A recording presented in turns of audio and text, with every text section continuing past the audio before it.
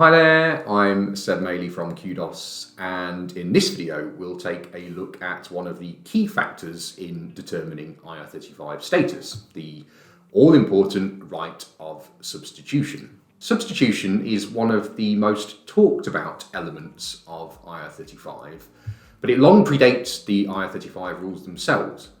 Way back in 1967, the High Court established that if a worker was free to do a job by, in their words, one's own hands or another's, that would be inconsistent with a contract of employment.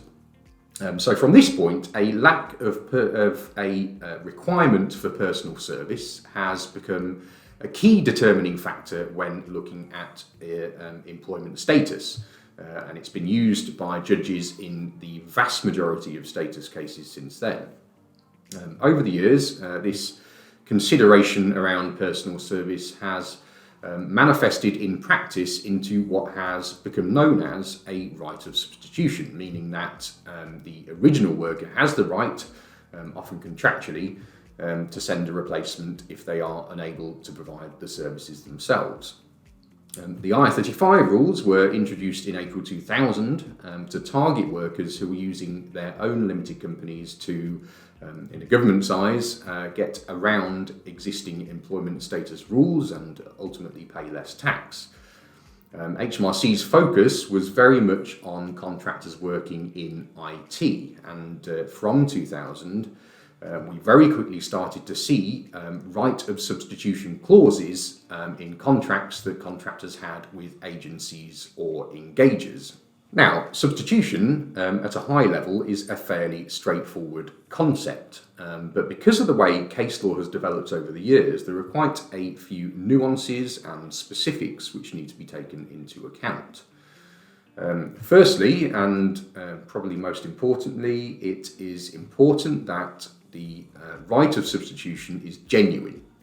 The fact that the vast majority of written contracts include substitution is helpful, but it has also perhaps lulled people into a false sense of security over the years.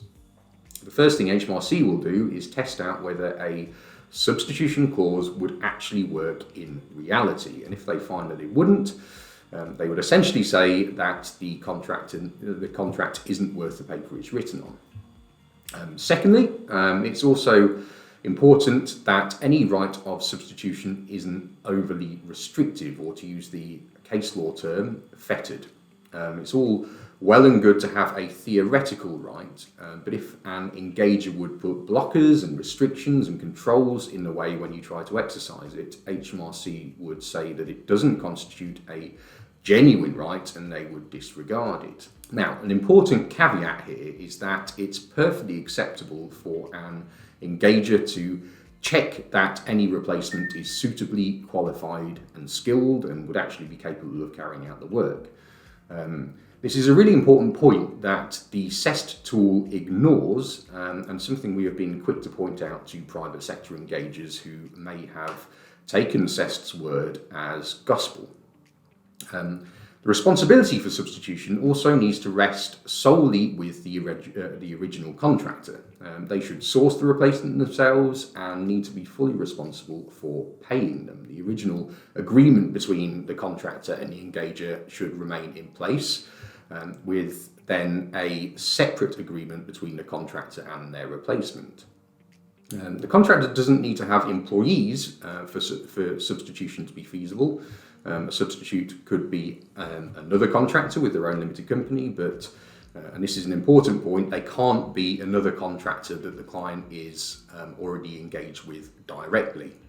Contractors have generally become quite au fait with the concept of substitution over the years, but since the reform to IR35 in the private sector in April 2021, there's had to be a new process of education. The reform means that status is now the responsibility of the engager rather than the worker. And so engagers have had to get a handle on what substitution is and how it could work in practice. For a lot of engagers we have worked with, we've helped them put in place substitution policies which set out the process for actually exercising substitution in reality. And it's really important to find that balance between satisfying the requirements of the legislation, but also finding a solution and a process that will work in practice and work for the business. A lot of people have argued for years that case law and factors like personal service are archaic and not fit for the modern world of work. But for now, these are the rules we have to work with, and it's important for everyone who has a potential status risk to be aware of them. Thanks for watching. Please subscribe to our channel for more regular updates, and we'll see you next time.